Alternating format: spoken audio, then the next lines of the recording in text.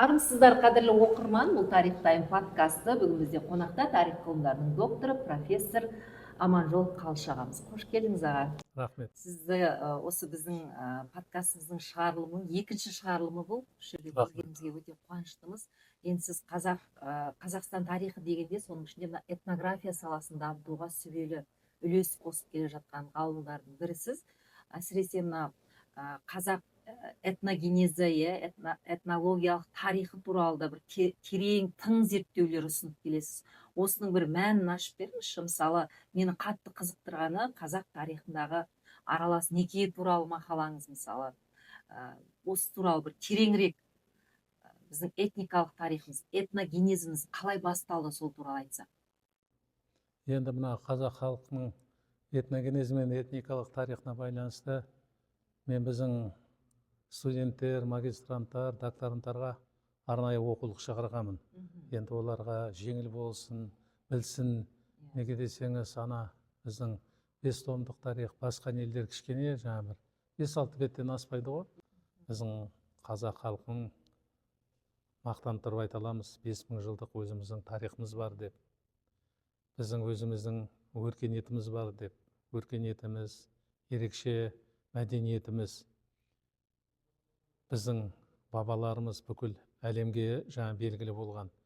Осы салада, осы этногенез, этникалық тарихы шығу тегіне байланысты, дамуына байланысты бірнеше теориялар бар.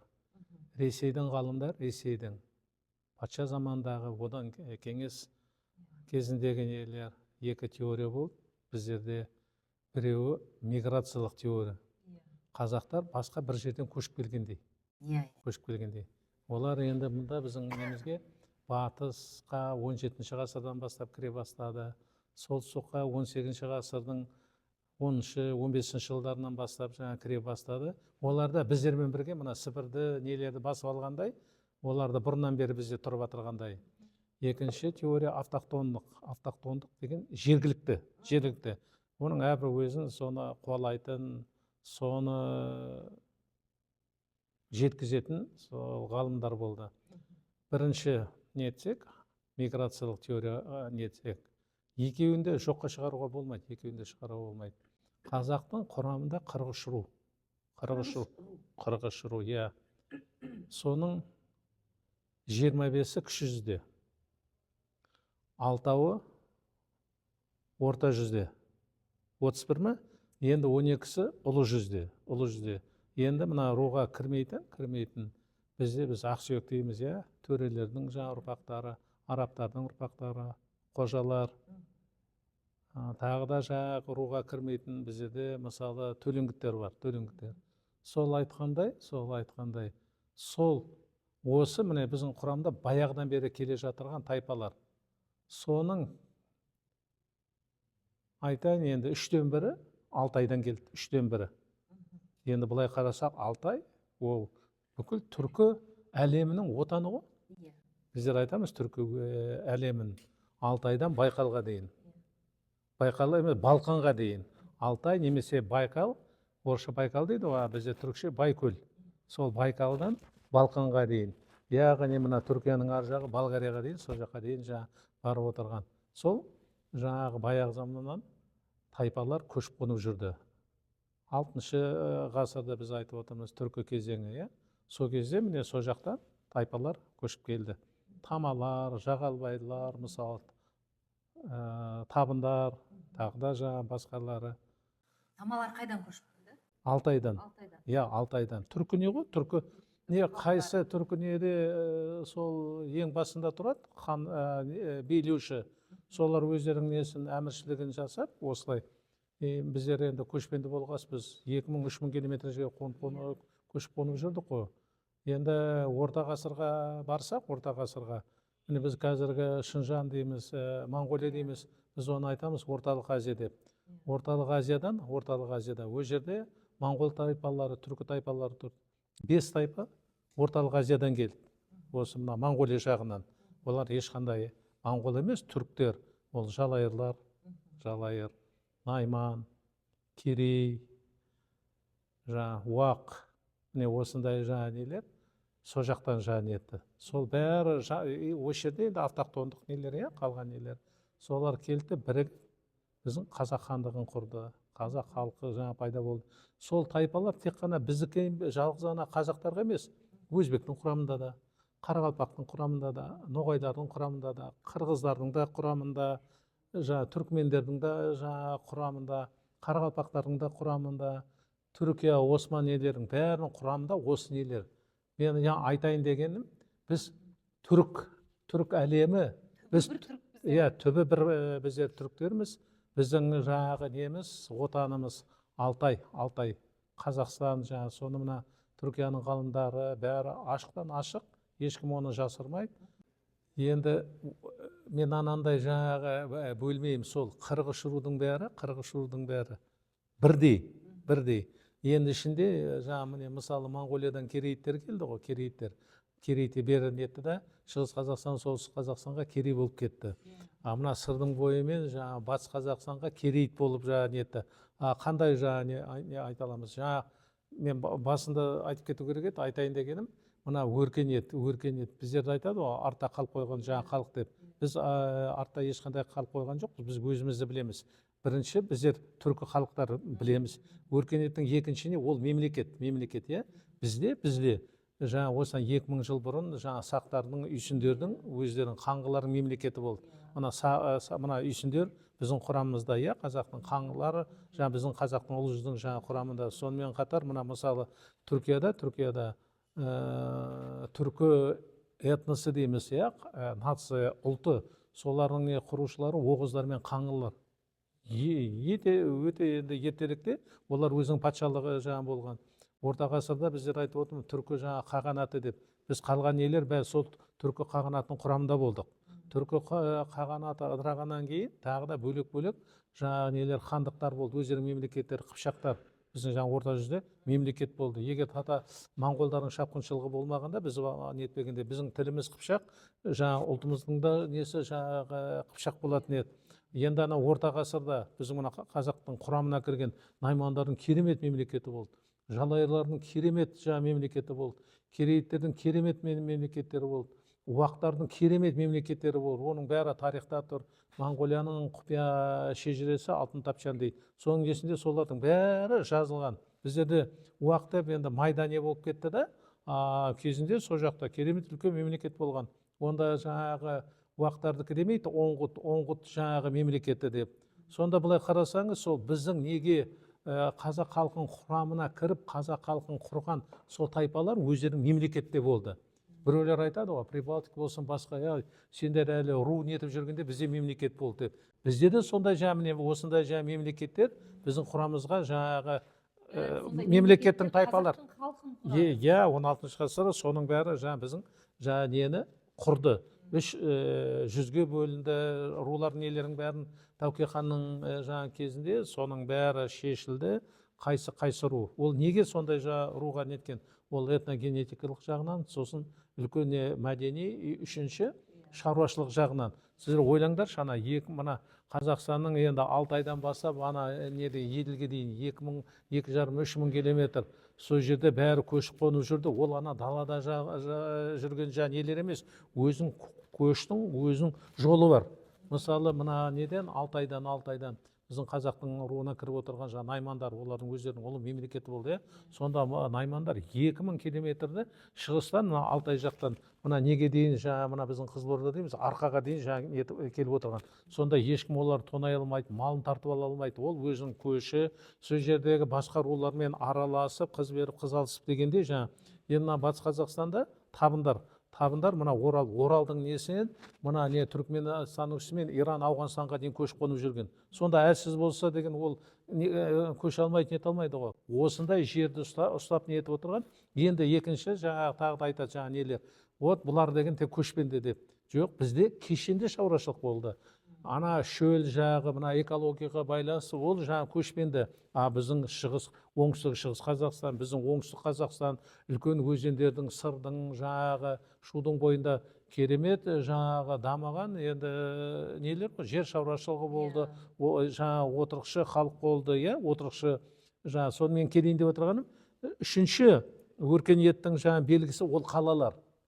О қалалар, сонда біздің қалалар осыдан 2000 жыл бұрын, 2000 жыл бұрында бізде қалалар болған. Біздің мына Түркістан ешқандай 2000 жарым, ешқандай емес, 2,5 3000 жыл, мысалы біздің Тараз 1000 жарым жыл, это 1000 жарым жыл. Біздің енді ол жердің бәрі өз жерде біздің бабаларымыз тұрды. Мына Самарқанды қараңыз, Самарқан, Бұқара 2000 жыл бар. Ош Қырғызстанда Ош қаласы 3000 жылдық тарихы бар. Сонда бізде 3000 жылдық тарих болғанда Европаңды олар біздермен тек қана мына Рим империясы, Рим, сосын антика, Грекия нелерін ете алады. Қалғандары Англияңды ал, Германияңды ал, ол кезде олардың ондай қаласы да болған жоқ.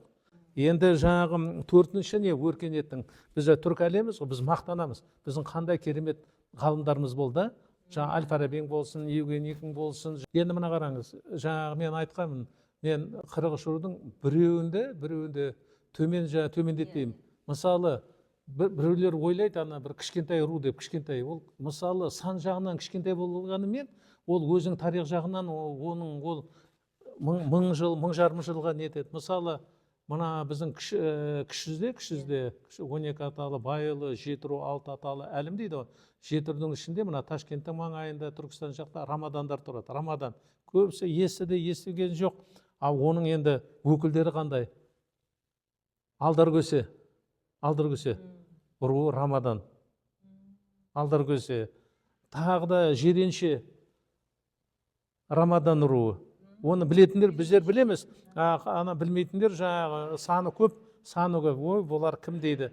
Мысалы 40 рудың ішінде біздер Тәуке ханның кезінде енді оны кодификация жасағанда бекіткен, кіші жүз Батыс Қазақстан мысалда, орта жүз солтүстік орталық Қазақстан, шығыс Қазақстан, ұлы жүз оңтүстік шығыс, оңтүстік Қазақстан деп, енді әрбіріне көбінесе сол нелерде тұрған рулар, осы 300-дің нелері. Енді осы 300-дің ішінде 43 ру тайпаның ішінде бір ру бар. Бүкіл Қазақстанда мекендеген. Бұлай не етесің, таңғаласың да, ол қалай бәр жерде, бүкіл Қазақстанның батысында да, солтүстігінде орталық Қазақстан, шығыс Қазақстан, бәрі ол Тама деген ру, Тама. Мен енді сырт жақтағы нені айтпай қояйын. Тамалардың несі атақонысы Ақтөбе. Оңтүстікті қарасаңыз, оңтүстікті мына Қызылорданың мына Жалағаш жағынан бастап сырдың бойымен мына қазіргі біздің Түркістан облысы, қазіргі Жамбыл облысы, сосын Ұлытау облысы, Сарысудың бойымен міне Тамалар мына жақта енді. Енді бұлай қарасақ, біздің оңтүстік шығыс Қазақстан, осы Алматы облысы, Жетісу облысы, Алматы, Жетісу облысында айтпай қойын. Семеймен шығыс Қазақстан облысы, Семеймен шығыс Қазақстан. Ұзақ өңір деп айтатын еді. Семеймен шығыс Қазақстанның несінде қанша Тамалар болған. Аға қараңызшы, қазір әлеуметтік желілерде, Facebook дейміз, Instagram дейміз, біздің этнографиямыз туралы айтатын блогерлер, журналистер, немесе жай ғана осы саланың өкілдері болсын, көбейді.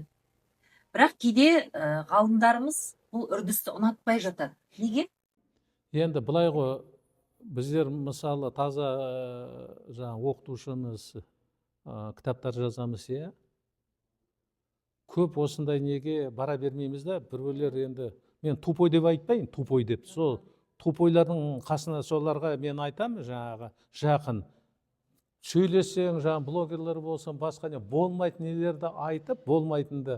Енді біздер олармен жанжалға бармаймыз, басқа неге нетпейміз. Енді айтса, айта берсін деп, егер сіз басқа нелер біздерді мына YouTube, теледидарлардан арнайы осындай бағдарламаға біз шақырады, біздің мына Әл-Фараби Қазақ ұлттық университеті, Абай Құнанбаев атындағы біздің Қазақ ұлттық педагогик университет, Қазақ ұлттық қыздар педагогикалық университеті ғалымдар бар. Шақырсаңыз, соның бәрін айтады да, блогерлер нелер білу керек. Бір жағынан блогерлердің... Олар бара бермейді ғалымдар, келе бермейді. Шақырсаңыз келеді. Блогерлердің екінші жағы, олар енді халыққа жеткізіп жатыр ғой.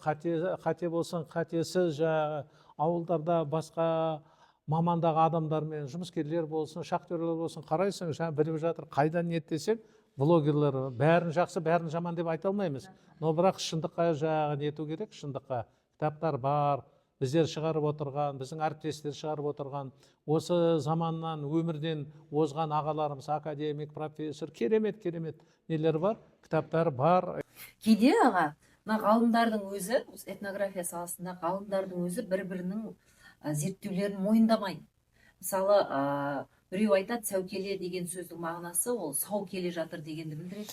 Жоқ, ол олардың арасында да, өйткені ешкім бар. Дұрыс қой, ол не ғой, ол этимология жаңа сөздің несі шыққан несіне оған не толып жатыр да, бір сөздің несі бәленбай мағына. Сәукеле ол не үшін, қалай жасалынады, оның құны қандай, қай уақытта оны киеді, оның бәрі ешқандай дау жоқ. Әрбіріне өзің жаңағы несін кіргізгісі келеді да, оны атауға байланысты. Оған ешқандай біз нетпейміз, спорт етпейміз, ешқандай айта берсін жаңа ода тұрған. Бізге мағанасы киіз үй, орысша юрты дейді. Оны киіз үй қалай жаңа нетті, анау анандай айтады, мынау мынандай айтады. Фактігі неге келгенде ол біздің көшпенділердің жаңа үйі, жылжымалы үй ғой.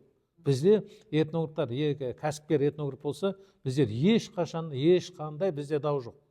Дау жоқ. Біз анандай нені, сіз өзіңіздің теорияңызды, өзіңіз неңіз айтып сыйлаймыз, қандай жақсы, сіз өзіңіздің көзқарасыңызды кіргізіп жатсыз. Ар жақтағы бауырларымыз анандай көзқарасын нетіп, біз сыйлаймыз, тыңдаймыз, нетеді. Ол енді шындыққа жата ма, жатпай ма? Мысалы, мені бір неге шақыртты, экспорт қылып теледидарға. Сол жерге бір тігіншіні шақырғанда, апайды. Ол жаңағы нені тебетейді емес, тақияды емес, сол өзі сол тігіп әкелгенде нені етіп. Сол жерде басталды, мен айтам да, ананы сары қылған, қызыл қылған, көк қылған, анандай ол попугай сияқты. Анау тігінші білмейді, оның ар жағын. Біздер этнологтар мысалы білеміз. Біздің жаңағы ненің тебетейдің Батыс Қазақстан болсын, оңтүстік Қазақстан, шығыс Қазақстан болсын, оның өзінің тебетейлерінің ерекшеліктері бар. Анандай қызыл, мынандай жасыл нетпеген. Ана көшпенділер болса, ол арқар мүйіз, сондай ой өрнектерін, отырықшы болса, кішкене басқаша анандай қылып не. Мысалы, мына біздер қазақтар, кейде мына біздің қазір осыны міне блогерлер айтпайды ғой. Мына біздің дүкендер, мына базарларда нені шапанды, бас киімдерді, тебетей, тақияларды сатып алып, бастарына киіп нетіп жүр. Ананы қарамайды. Анау деген қырғыздың тақиясы, қырғыздың шапаны, қырғыздың өрнегі. Енді түсінбесе, енді біз не істейміз енді? Ол арзан. Біздің нелер шапандар 50 мың, 60 мың оған жетпейді. Мына құдалықта тойға неге садақаға арзан бір 5-10 мыңға ананы ала салады. Енді мына қараңдар. Мына нелерде украиндарда шапка Мономаха дейді, шапка еді. Ол князі болды, патша сияқты. Оның анандай шапканы ешкім кимейді, мысалы. Біздерде мына қараңыз, отырар сазы, біздің Наурыздарға барғанда, біздің мейрамдарда басына анандай қалпақты киіп алған. Ол қалпақ ханның, сұлтандардың қалпағы ғой. Ана қара сүйекті, қарапайым нелер анандай қалпақты қалай киеді. Ол деген бар ғой, Бұрақты айтып отырсыз. Әлеуметтік не ғой анандай тек қана нелер. Оны даже аға сұлтан қарадан, арғыннан, қыпшақтан, найманнан оны кимейтін. Өздерінің несі бар. Оны тек қана төрелердің несі киетін. Енді мына біздің мына музейде мына шапандарды несін қарасаң, ешқандай сіз артынан шапан көрмейсіз, солярный круг, күннің сәулесі артында, Оны сондай нетсе, кезінде Шыңғыс ханның кезінде, Қазақ хандығының кезінде, оның басын шауып тастайтын еді. Ол деген тек қана сұлтандардың, хандардың несі, солярный круг. Мысалы, мына Ол не кию керек енді? Өзіміздің ой өрнегімізбен ананың артыңа сен қалай нетесің, сұлтандардың, төрелердің несін. Суытсы ғой, ол деген болмайтын нәрсе ғой, болмайтын нәрсе. Ол жүйесі сол кездің тәртібі болған. Қазір енді біздің соны қаланың нелері соны білмейді, модельер дейміз ба, соны тігіп жасап отырған. Енді айтыста қараңызшы, менің намысым кетеді да айтыста. Мына жеріне Лермонтов, Эполет сияқты Ресейдің нелерін Шоқан сонда киіттеп берді. Шоқан ол орыстардың несінде болды ғой, армиясында несінде. Енді анаған Эполет нетіп алды. Ол қазақтың несіне ешқашанда келмейді ғой. Сосын үстіне қараңдар, менің алақанымдай шапанда ой өрнекті, алақанымдай ой өрнек. ешқашанда еркекте анандай сол себепте ешкім жағына келмейді. Қазір мына біздің батыс Қазақстанда, әсіресе мына Маңғыстау жақта жақсы ниетті. Менің бір жарым бармақ тек мына жерден, сосын жаңағы мына жағасына, сосын мына несіне, несіне дейміз ғой, міне мынандай қылған, анандай. Соны енді қазір біздің нелер, айтысқа қатысатындар, соны киіп, енді соларға қылып, біздің қалған елдер сондай қылып жасап отыр ғой. Біздің айтысқа, біздің басқа неге қатысатындар, даже мына ненің, шапанның, камзолдың цветін, түрін, түстерін білмейді ғой. Анау деген әйелдердікі, женский дейміз да, әйелдердікі. Мынау еркектің несін. Міне сондай нелерді, міне біздер этнографтар соны зерттейміз. Соның бәрін. Келесі сіздерге айтайын деген, мына біз көретіндер, біздерге нететті, ютубпен қазір неше түрлі нететті айтады. Ет жеуге болмайды жатарда, қойдың етін жеуге болмайды, қойдың еті деген холестерин деп. Сонда біз 5000 жылдық ар жақта өркениетіміз, 2000 жылдық мына жерден біздерде жазба деректерде бәрін етіп отыр ғой. Біздер көшпенді күнде қойдың етін жеп отырмыз. Сонда ешкім ауырып өлген жоқ қой. Оны басқа халықтарға ондай болмайды. Сонда енді ғылыми жағымен біз қалай келе жатырмыз. Киімді айтқандай, тағам. Біз көшпендіміз. Көшпендінің тағамында бірінші ет, екінші сүттен еткен өнімдер, үшінші ғана дақылдар. Енді бізге теледидарда ненен айтады, бидайды суға неткен, проращенный зерно, соны нету керек, ет жемеу керек, ананы көбірек нету керек. Біздер деген оны жемесем өлеміз ғой біздер. Мысалы, біздер таңертең жақсы жеңіл желпі жейміз, түсте мен жақсап тұрып ет жеуім керек. Ет несімен, айранымен, сүтімен, мен сонда жақсылап тамақ жесем, мен 5-6 сағатқа жетеді жұмыс істеуге. Жұмыс ба? Ал егер мен мыналар айтып отырғандай, осындай мынандай кішкентай күріш жеп, анандай ол денсаулыққа жарайды. Жақсы, денсаулыққа жақсы. Но менің күшім 5 сағатқа жетпейді ғой. Ол мысалы мына Қытай, Кәріс, Жапон, Вьетнамдарға менің алақанымдай неде, соның шөбін салады ма, құртын салады ма, соны жейді, оған жарайды ғой. Біз неге еліктейміз? Біздің мәдениетіміз мүлдем басқа ғой, мәдениетіміз. Біздер мысалы қазақтар сағат 10-11-де қонаққа барасың ғой, мал сояды, 11-12-де тағам жасайды. Біздің етті жақсылап жейміз, жақсылап ұйықтаймыз, түсімізді көреміз, керемет. Мысалы қазақ, француз, или Вьетнам, или индус, соны кешке 11-де жақсылап тұр, етті жесінші, таң атқанша ұйықтай алмайды. Міне, әрбір ненің өзінің, біздер этнографтар осыны дәріс оқимыз, осындай нені айтамыз, жеткізе алмаймыз. Мына сіздер сияқты осындай, мынандай керемет ұлттық музейде осылай айтып, сіздерді міне осылай неде бәрі тыңдайды, біліп жүреді. Ешкімге еліктемеуіміз керек. Өзіміздің тағамымыз, өзіміздің қойдың еті болсын, сиырдың несі, жылқының етін біздер мысалы жей береміз. Мысалы Европада, мысалы Түркияда жылқының етін жемейді. Түріктер енді жылқы оларға енді жақын ғой, көшпенді болды. Аналарды жылқының етін жемейді. Біздерге ең мықты, ең не жылқының еті. Жылқының етін холодильникке қойып қойшы. Пакетке нетіп ала бересің. Қойдың етін или тауықтың етін пакетке холодильник, ананы ала алмайсың. Сонда анандай қысты күні тоңатын кезде жылқының етін, жылқының сорпасымен етсең, тоңбайсың да нелер. Мынаны айтсақ айта беруге болады. Аға қараңызшы, сіз енді мынау отбасы институты, неке мәселесі осы тақырыпта жиі көтересіз. Ажырасу мәселесі де соңғы кездері күн тәртібінде болған, бірақ осы 2020 жылдармен салыстырғанда қазір ажырасу жағы 16%-ға азайған. Дегенмен ешқандай азайған жоқ. Сондай деректер бар, бірақ біз соның бәрі отбасы құндылықтарын, біздің сонау байырғы қазақ қоғамындағы отбасы құндылықтарын дұрыс сақтамауымыздың әсерінен болып жатыр ма? Бұл жалпы осы тұста дұрыс айтасыз.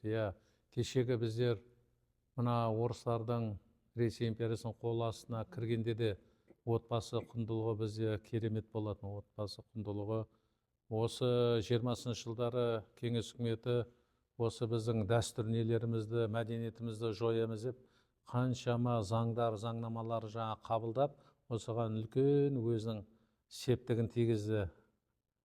Болмайтын нелер. Бұрында енді қараңыз, бізде жетім болмаған. Жетім балдар болмаған бұрында. ажырасу жоқтың қасы. Енді ажырасады, отбасында бала болмаса, еркектің жағдайынан ба, қалыңдықтың жағдайынан ба, ол түсінікті. Анандай мастанып, ешкім нетпейді. Ақсақалдар кеңесі, мынау ру билері, ру басы, олар соның бәрін қарап отырған. Ана үлкендер тек айтты, ол деген заң. Ғасырдан ғасырға келе жатырған. Балдарды үйлендіргенде, мына жастарды, олар даладан ешкім білмейтін немен етеді. Ешқашанда ондай жоқ. Олар бірін-бірін біледі ғой. Бірін-бірін біледі. Осындай бәленшенің әкесі мықты екен, ата бабалары мықты екен, әжесі, анасы мықты екен. Ол неден тәрбиелі не, мына нені сұрайды. Мыналарда сондай екен. Екі жақ бәрін біледі. Біліп отырады, нелер. Құда түскенде, неткенде білетін адамдарды жібереді. Екі жақ біледі. Ол қала болсын, ол ауыл болсын, ол ірі ауылдар болсын, бірін-бірін біліп еткен. Сондықтан ол білгенде өзің руынан несіне алмайды ғой, басқа жеті атаға дейін неке ол тыйым салынған. Сонда бесік құда дейді. Өсіп келе жатырғанда құдаласып, күні бұрын нетеді. Бірін-бірін ұнатты, екі жақ бірдей. Соның енді бұның ар жағында екі жақ тұр. Бұл екі жақ тұра ала ма, тұра алмай ма? Болашақта. Сондықтан мына құдалық кезінде екі жақ бірін-біріне беретіндері бар, біз айтамыз қалың мал деп, соны мына орыстардың ғалымдары соған еліктеген. Біздің де ғалымдар қалың мал купле-продаж деп. Ана ақша нені малды төледі, 21, 31, 41-ді ана келді сатып алды. Енді ол мысалы 41 жылқыда, жылқы мысалы бір жылқыға мысалы бір 4-5 сиыр, 20-25 қой дегенде, ол деген ол анандай немес қой. Ол ана өзін келіскен қалың малын төледі, ар жақтан береді. Ол жағдайы болса, ол бір аптада, бір айда, жағдай болмаса бір жылда, бірнеше жылда. Енді сол берген немен қыз қалыңдың жақ, олар қыздың жасауын дайындайды. Жасау дайындағанда емес, ол жасау отауын нетеді, отау жастарға. Қыздың жағы отауын нетеді, көрпе төсегін, ыдыс аяғын, басқа неге осы отбасы керек ненің бәрін. Екі жақ бірін-бірімен анадай нетіп отыр. Байланысып, екі жастың өміріне. Жігіт жақта неді. Енді елдің бәрі қазір айтып отырғанда қайыршы анандай сондай кедей не болған жоқ. Ол сол рудың, сол туыстардың намысы. Мына бізде ол сіздің араласуыңызға байланысты. Мысалы біз мына қалада қазір, мына Алматы болсын, Түркістан облысы болсын, Талдықорған жақ болсын, менің жағдайым болмай қалады. Мен мысалы барымда кредит алдым. Сосын жақса тұрып отырам ғой, 5-6 жылға кредит деді. Кезінде олар бірін-бірімен араласты. Сол рудың, туыстың нелері, соны алып келеді, үлесін қосады. Қазір де сондай. Мысалы біздерде мынандай кенеттен кетеді, әке-шешеміз қайтыс болады, тағы да нелер. Сен күтпейсің ғой, дайындалмайсың. Бір 5-6 ай ауырады, түсінеді. Міне аяқ астынан жүріп кетті. Бір тиын ақшың жоқ. Не істейсің? Сонда мына өзің туыстарың, жолдастарың әкеліп көмектеседі. Сенде ештеңе жоқ. Ана өлген үйде, мысалы біздің оңтүстік түтін де шығармайды. Өздері тамақ бәрін алып келеді, бәрін нетеді. Міне сондай бізде ауызбіршілік керемет не болған. Қазір де сол бар, бәр жерде емес. Енді осы құндылықтар кеңес үкіметіне құруда. Қалың мал болмасын, анандай нелер, феминизм дейді. Әйел мен еркек, еркіндік, жақсы. Баланы кім тәрбиелейді? Әйел жұмысқа кіргізді, заводқа, фабрика, колхоз. Ана балдар деген кім қарайды? Ана нені біздің мына қалада тұрып жатырмыз, мойындарына кілтін мойнына іліп, ана нелер жүр. Ол ертең ешқандай тәрбие көрмейді ана бала мен қыздар. Үлкен нелер адамдар үлкен буын тұрса, олар солардың бәрін қарап отырады. Бұлай жүр, бұлай мынандай тәртіпсіздік жасама деп сөйтіп не етеді.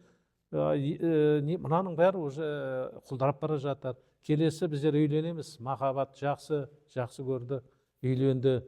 Оның ата-анасы, әке-шешесі кім, ата-аналары кім, олар қандай ештеңені білмейді, қандай жағдай екен. Түсіндім аға. Жалпы енді осы этнографияны, біздің тарихты жастарға қалай түсіндіруіміз керек?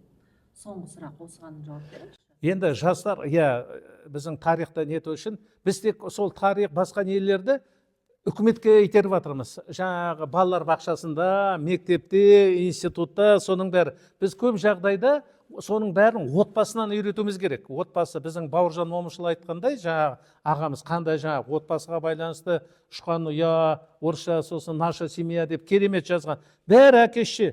Ол отбасынан өзінің атасы, әжесі айтады, біз осындай едік, біздің осындай бабаларымыз болып еді, осындай батырларымыз болып еді, осындай қиыншылық неде біз немені көмектесіп сақтап қалып едік деп. Отбасы